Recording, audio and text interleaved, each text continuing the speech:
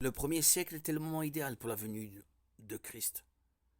Le fait que leurs nombreuses idoles ne leur avaient pas permis d'emporter la victoire sur le conquérant romain a poussé bon nombre de peuples à cesser de les adorer.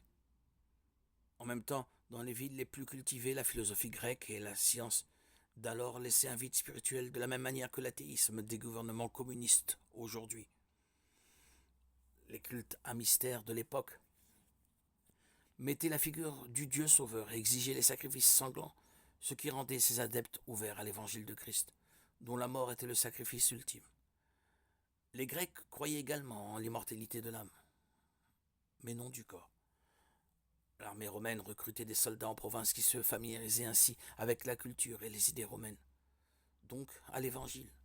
N'ayant pas encore atteint les provinces en périphérie de l'Empire, l'évangile est parvenu en Grande-Bretagne par les efforts des soldats chrétiens qui y étaient stationnés. Ce premier siècle était un moment particulier de l'histoire qui était propice à la venue de Christ. Mais nous savons bien que les voies de Dieu ne sont pas nos voies, Ésaïe 55:8, et que ces raisons ont pu ou non jouer dans son choix.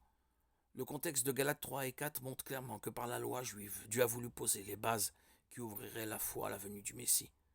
Le rôle de la loi était de faire comprendre aux hommes la gravité de leur péché, parce qu'ils étaient incapables de la respecter, afin qu'ils puissent plus facilement accepter le remède au péché par Jésus le Messie. Galates 3, 22, 23, Romains 3, 19.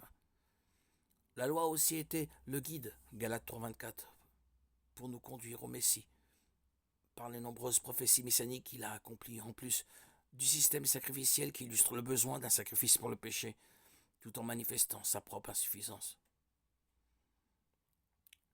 Car chaque sacrifice en exigeait d'autres par la suite, car l'homme était continuellement pécheur. L'Ancien Testament contient aussi des images de la personne et de l'œuvre de Christ à travers plusieurs événements importants et fêtes religieuses, comme quand Abraham a accepté de sacrifier Isaac, ou encore les détails de la Pâque lors de l'exode d'Égypte.